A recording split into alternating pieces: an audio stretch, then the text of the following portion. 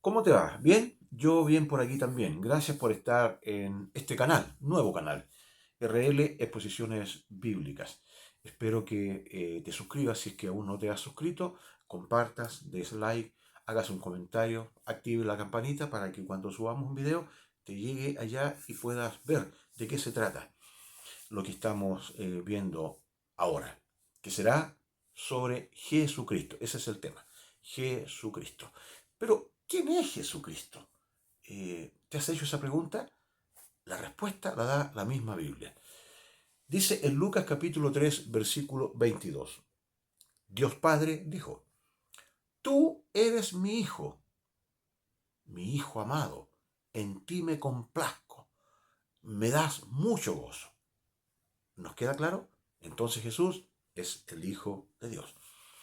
En Hebreos capítulo 1, versículo 3 dice que el Hijo, Jesús, es el resplandor de la gloria de Dios y la imagen misma de su sustancia, la representación exacta de su ser.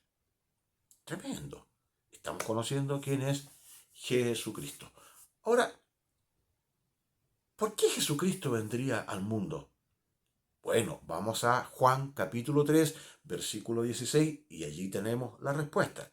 Dice que de tal manera amó Dios al mundo que ha dado a su Hijo unigénito, único Hijo, Jesucristo, único en su clase, para que todo aquel que en Él cree, está creyendo, no se pierda, sino que tenga vida eterna. Entonces, ahí estaría la respuesta a la pregunta, ¿para qué Dios envió a Jesucristo al mundo? Para que creamos en Él y no nos perdamos. Muy bien. Ahora, ¿cómo vino Jesús al mundo? ¿Te has preguntado eso? Yo creo que sí, y muchas veces, y mucha gente. Y la respuesta la tenemos en Lucas capítulo 1, versículos 26, 27 y 31. Dice que Dios envió al ángel Gabriel a una joven virgen que se llamaba María. Y Gabriel, el ángel, le dijo a María, concebirás en tu vientre y darás a luz un hijo y le llamarás Jesús. Le llamarás Jesús. ¿Cómo entonces ahora, vendría otra pregunta, cómo entonces fue concebido Jesús? En Mateo capítulo 1, versículo 18, tenemos la respuesta. Dice que fue concebido, o estaba María encinta, por obra del Espíritu Santo. Por obra del Espíritu Santo quedó encinta. María concibió. ¿Ya? ¿Fue impresionante el nacimiento de nuestro Señor Jesucristo? La respuesta la tenemos en Lucas capítulo 2, versículos 6 y 7. Dice que fue en circunstancias muy humildes, acostado en un pesebre. Un pesebre es un tiesto donde los animalitos comían. Entonces no tenía una cunita el Señor, no tenía lo que llamamos hoy día un Moisés, un canastito, ¿no es cierto?, así especial. Era un comedor, un tiesto, una vasija donde los animales comían. Allí pusieron al Señor, porque no hubo lugar para ellos en la posada. Así fue el nacimiento del primer hijo de María. Ahí está escrito, el primogénito. Si dice el primogénito, es que vienen después más hijos de José, ¿no es cierto? Porque este era Cristo encarnado. Muy bien, el Hijo de Dios encarnado, que vino a nacer por obra del Espíritu en el vientre de María.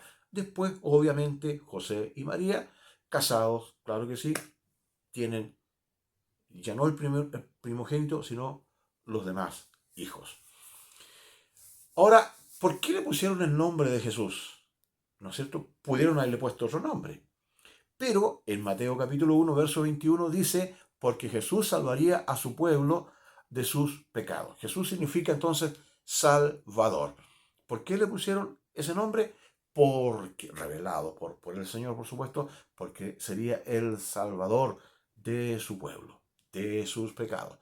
Ellos le rechazaron, entonces ahora el Evangelio pasa a todo el mundo, para que los que creen en el nombre de Jesús y le reciban con su corazón, creyendo que Él es el Señor, el que lava y perdona nuestros pecados, entonces pasamos a ser hijos de Dios, porque el Señor nos ha salvado. ¿Quién? Jesús, que significa su nombre Salvador.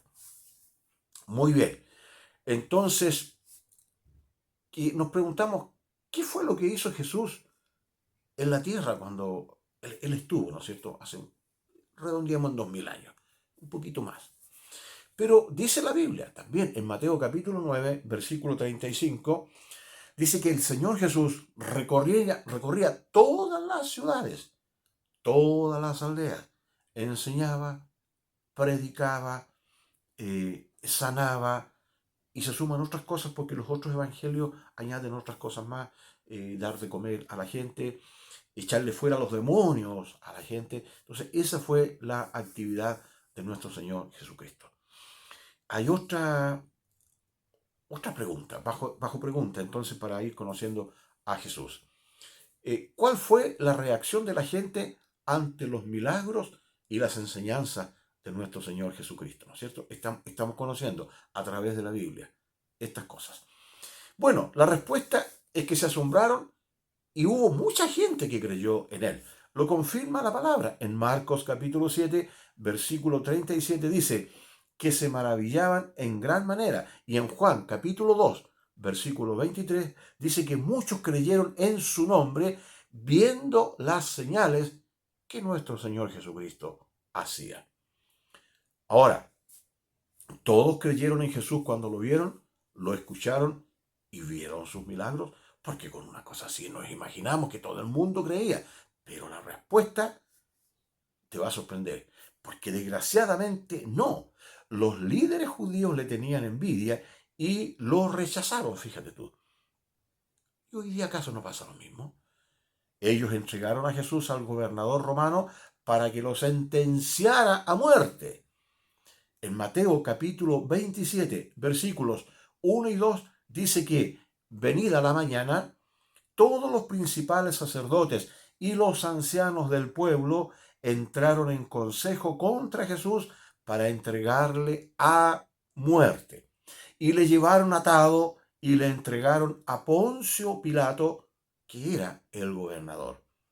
Seguimos la lectura en Mateo 27, ahora nos vamos al versículo 18, porque dice que Pilato ya sabía que por envidia le habían entregado al Señor Jesucristo. Mira, le tenían envidia al Señor. ¡Qué tremendo! ¿Cómo muere Jesús? Bueno, hay un pasaje, hay varios pasajes de los evangelios que nos muestran, incluso profecías en el Antiguo Testamento, que hablan de cómo sería sacrificado el Señor Jesucristo. Pero este me llama mucho la atención porque lo encontramos en Marcos capítulo 15, versículos 16 al 20. Y dice así, que los soldados romanos se burlaron de él, lo torturan y lo matan colgándole de una cruz afuera de Jerusalén. Le visten de púrpura, le ponen una corona tejida de espinas, le golpean la cabeza con una caña y le escupen. Continúan las burlas hasta crucificarle. Esto es tremendo. Esto al oírlo, nos da un poco de pena, de tristeza. Pero bueno, sufrió por ti, sufrió por mí. Pero, ¿qué malo hizo Jesús que lo crucificaron? Jesús no hizo nada malo. Los malos son los pecadores. Él fue de una vida ejemplar, de un testimonio digno de imitar. En 1 de Pedro capítulo 2, verso 21 dice que Jesús nos dejó el ejemplo digno de imitar, y en los versículos 22 y 23 añade que Él no hizo pecado ni se halló engaño en su boca, que cuando lo maldecían no respondía con maldición. Cuando padecía, no amenazaba, sino que encomendaba la causa a aquel que juzga con justicia. ¿Ya? ¿A quién estás siguiendo tú? ¿Quién es tu referente? ¿Es mejor que Cristo? No hay mejor que Cristo. No hay nadie como Cristo, digno de imitar. Solo Jesús, solo el Hijo de Dios. ¿Qué pasó con el cuerpo de Jesús después de su muerte? La Biblia nos dice que un hombre llamado José de Arimatea, un pueblito que estaba distante a unos 30 kilómetros de Jerusalén, este hombre era rico y también había sido discípulo de Jesús. Sepultó a Jesús, pero con mucha ternura, con mucho amor. Lo leemos en Mateo capítulo 27, versículos 57 al 61.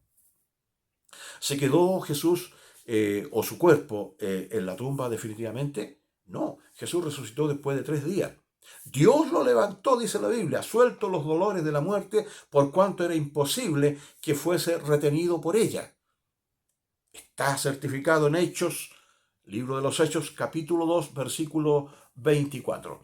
¿Dónde está y qué hace Jesús ahora? Bueno, en Hebreos, capítulo 9, versículo 24, dice que Jesús entró en el cielo para comparecer en favor nuestro, en favor de los hijos de Dios, en la presencia de Dios. Y en Juan capítulo 14, versículo 1, dice, el mismo Señor, que no se turbe nuestro corazón, que si creemos en Dios, creamos también en Él. Pero mira lo que añade el versículo 2, porque está lleno de expectativas para nosotros, que le amamos, que le servimos, que le adoramos, que en la casa de mi Padre, dijo Jesús, hay muchas moradas. Voy ahora y prepararé o estoy preparándole un lugar a ustedes, mis fieles seguidores.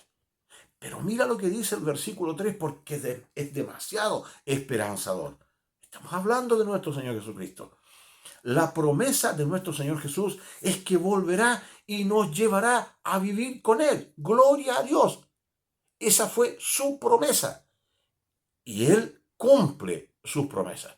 No es como nosotros que prometemos y no cumplimos, por lo general. Pero nuestro Señor Jesucristo prometió que Él regresaría y va a regresar. Puede ser esta noche, puede ser mañana en la mañana, puede ser hoy en la tarde, puede ser al amanecer. Pero hoy está más cerca su venida que hace 2000 años que Él lo dijo. Imagínate. Quizá algunos digan, pero no creo que venga, porque hay mucha gente que dice que el Señor no va a venir, pero Dios no retarda su promesa como algunos lo tienen por tardanza, sino que es paciente para con nosotros, no queriendo que ninguno perezca, sino que todo el mundo proceda al arrepentimiento. Esto es lo que creemos, esto es lo que enseñamos, esto es lo que nosotros esperamos. ¿Qué vas a hacer tú si aún Cristo no reina ni mora en tu vida? Te vas a quedar. Y lo que viene después va a ser espantoso, espantoso. Ni en películas ni en la imaginación humana puede estar. Lo que ha de venir después son eventos terriblemente fuertes y dolorosos y espantosos. No habrá escapatoria. La escapatoria está ahora, en este instante que te estoy hablando de la persona bendita del Hijo de Dios, que es nuestro Señor y Salvador Jesucristo. Recíbelo en tu corazón.